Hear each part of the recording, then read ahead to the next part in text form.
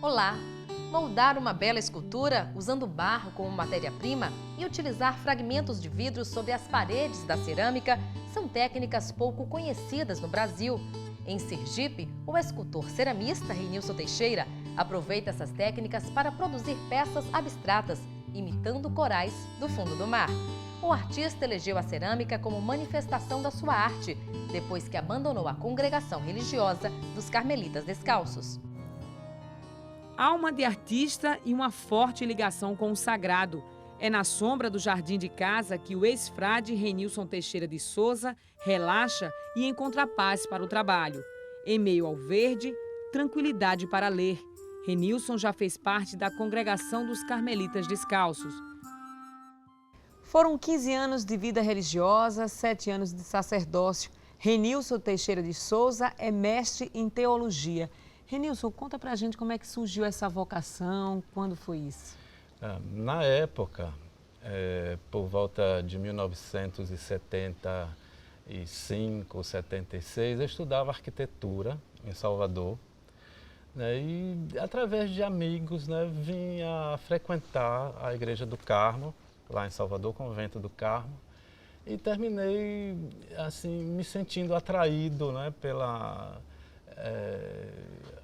a vida religiosa, né, e eu fui em busca do que eu queria, né. Fiz um noviciado em uma cidadezinha chamada São Roque, estudei filosofia em São Paulo mesmo, e depois eu fui a Roma para estudar teologia.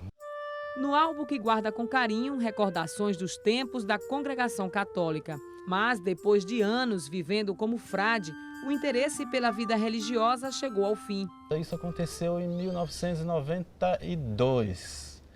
Aí passei a morar lá em São Paulo mesmo, que é onde eu estava. Passado mais alguns anos, eu vim a me casar.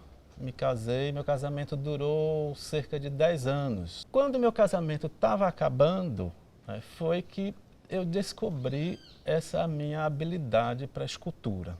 A arquitetura também esteve nos planos de Reinilson, que não chegou a concluir o curso. Terminou se rendendo à arte. Na época, eu me argumentava.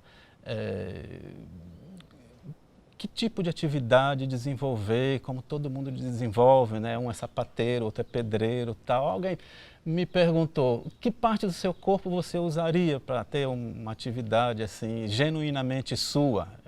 A resposta foi as mãos, né? E dessa resposta até me descobrir com habilidade para a escultura foi um passo. Bem, mas sobre as esculturas de Reinilson a gente conversa a seguir.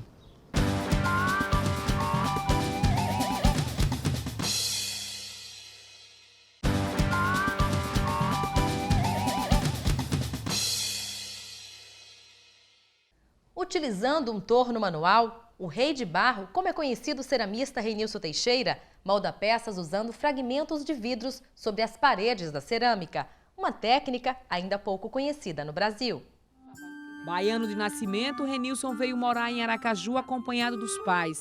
Antes disso, fez cursos de cerâmica vidrada em São Paulo. Aqui, escolheu a Atalaia Nova para morar, onde mantém um ateliê há quase 3 anos. É manuseando a argila que Reinilson Teixeira, o rei de barro, se encontra. Na mesa, ele trabalha o bloco de barro para amaciar o material. No torno manual, o bloco de barro vai ganhando forma.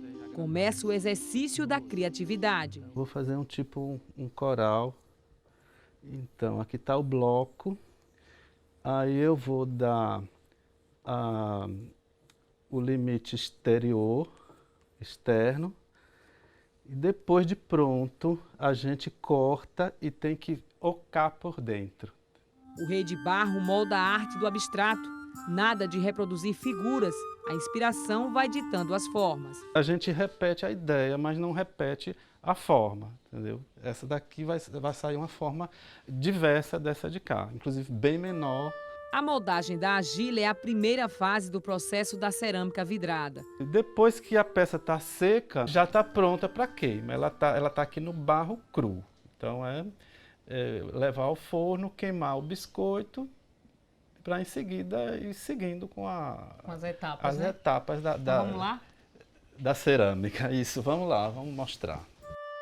O forno construído por ele fica ao lado da casa. É aqui que, na primeira queima, as peças são submetidas a uma temperatura de cerca de 900 graus. Depois do primeiro cozimento, é hora de descobrir os segredos do processo que dá cor às peças. Bem, aqui nessa estante onde o Renilson guarda o material que ele utiliza para dar essa tonalidade, a coloração nas peças, explica para mim. Na base, a gente utiliza o quartzo, né? Que é basicamente sílica, né? Que tem a fórmula SiO2, é como se fosse areia, né?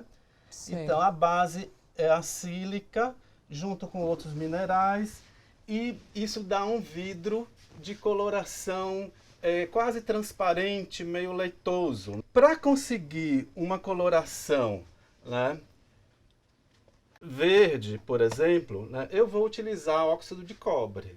E como que se passa esse pozinho de óxido, né, essa fórmula, a gente, como que passa nas peças? A gente tem que fazer uma espécie de lamazinha, entendeu? Junto com água. Então você utiliza, né, isso aqui, o óxido. E o óxido, o material básico, né, que é a sílica, o quartzo e mais alguns ingredientes.